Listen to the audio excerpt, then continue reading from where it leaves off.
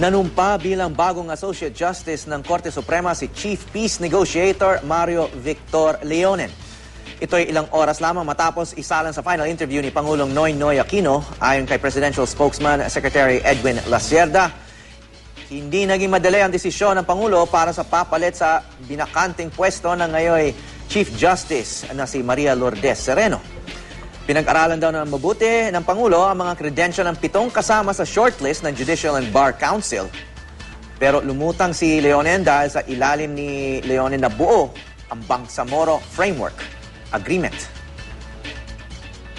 Pinag-aralan po ni Pangulo Aquino kung sino ang magiging susunod na Justice of the Supreme Court. Hindi po siya shoe-in dahil binigyan po ng pagkakataon lahat ng mga nominees na makausap ni Pangulo Aquino.